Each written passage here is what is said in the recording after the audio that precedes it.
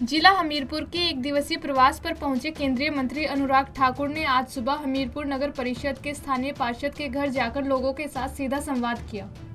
इस मौके पर उन्होंने लोगों की समस्याओं को सुना और क्षेत्र के विकास में और अधिक सहयोग करने की अपील भी की। साथ ही इस मौके पर जिला भाजपा अध्यक्ष सहित अन्य गणमान्य लोग मौजूद रहे। किस तरीके का रिस्पॉन्सिंग चल रहा है सर? देखिए, सबसे खुशी की बात यह है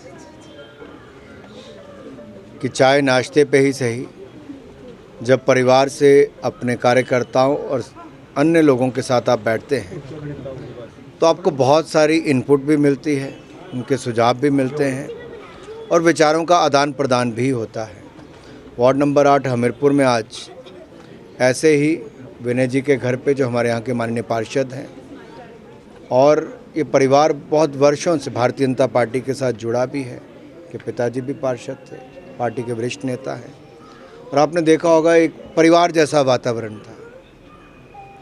और कुल मिला के सबको लगता था कि कैसे अपने क्षेत्र का विकास करें, खेलकूद की सुविधाएं कैसे हों, और सबको इस बात की प्रसन्नता थी कि जैसे हमारे 4 लेन हाईवेज़ बन रहे हैं, वंदे भारत ट्रेन चली है, एयरपोर्ट पे फ़्लाइटें कभी एक नहीं आती थी, अब 10 चल रही हैं, मेडिकल कॉलेज बन गया है, एम्स अस्पताल बन गया, टेक्निकल यूनिवर्सिटी बन गई, तो एक और विकास को लेकर प्रसन्नता है। तो वहीं पर दूसरी ओर कईयों के सुझाव हैं कि क्यों ना फिटनेस पे ध्यान दिया जाए, तो छोटी छोटी सुविधाएं से ही खेलों की हर क्षेत्र में बने, तो उससे लोगों को फिटनेस की तरफ थोड़ा ज़्यादा ध्यान देने की।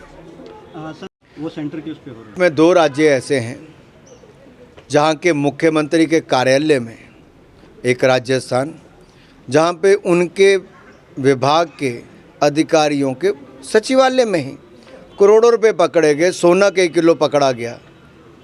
राजस्थान के मुख्यमंत्री को थोड़ी सी तो शर्म आनी चाहिए थी। भ्रष्टाचार के नए आयाम स्थापित हो गए, एक के बाद दूसरा भ्रष्टाचार का मामला। और ये नहीं लाल डायरी हम नहीं कहते, कांग्रेस के नेता कहते हैं लाल डायरी, काले कारनामे की लाल डायरी है गहलोत जी की। और राजस्थान में महिला अपराध की तो राजधानी बन गई देश की। 2 लाख मुकदमे महिला अपराध के हुए, 35,000 महिलाओं के साथ दुष्कर्म की घटनाएं हुई, मौत के घाट उतार दिया गया। ये कैसा राज्य है? दूसरा छत्तीसगढ़ है, जहां मुख्यमंत्री के सबसे नज़दीकी अधिकारी भ्रष्टाचार के मामलों में जेल में बंद हैं, कईयों के खिलाफ मुकदमे चल रहे हैं। ये प्रदेशों को लूट कर खोखला करने का काम किया, आज सैलरी तक नहीं दी जा रही, ऐसी हालत हो गई है। वहीं पैरा एशियन गेम्स में 100 से अधिक पदक प्राप्त करने पर केंद्रीय मंत्री अनुराग ठाकुर ने एथलीट को बधाई देते हुए कहा कि केंद्र सरकार ने खेलों को बढ़ावा देने के लिए लगातार काम किया है और उसी की बदौलत है कि आज विश्व स्तरीय विभिन्न प्रतियोगिताओं में देश के खिलाड़ियों ने बेहतर प्रदर्शन किया, साथ ही देश का नाम रोशन कर रहे हैं। एक बार फिर से जो है सर, आप क्या संदेश देना चाहिए? फिर हुई मेडल्स की बौछार, अब की बार पैरा में भी 100 पार। तो जब मैंने 100 पार का नारा दिया था एशियन गेम्स के लिए, तो सबने कहा था कैसे होगा, 70 मेडल नहीं आए थे पिछली बार। और देखिए, पिछली बार एशियन गेम्स में 70 मेडल थे और पैरा गेम्स में 72 थे, और अब की बार 50% ज़्यादा मेडल हमने जीते हैं, यानी कि दोनों में ही 100 पार किया है। ये मोदी जी सरकार की नीतियां हैं, जो प्रधानमंत्री मोदी जी ने खेलो इंडिया अभियान, टॉप्स जैसी योजनाएं चलाई, और साथ ही साथ खेलों का बजट लगभग 3 गुना ज़्यादा किया। तो इससे हमें भी बल मिला खेलों को बढ़ावा देने के लिए।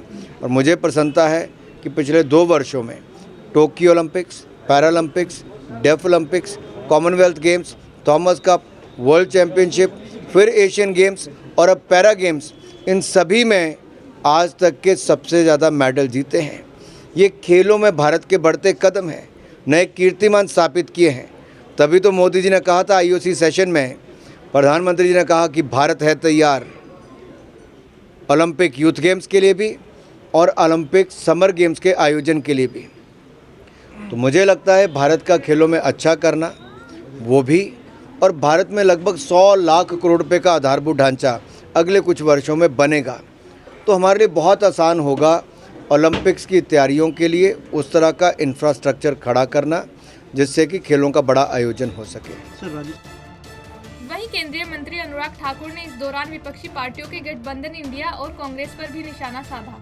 साथ ही उन्होंने सभी पार्टियों की विचारधारा बिल्कुल अलग अलग होने की बात कही और कहा कि सभी के खिलाफ भ्रष्टाचार के अलग अलग केस चल रहे हैं।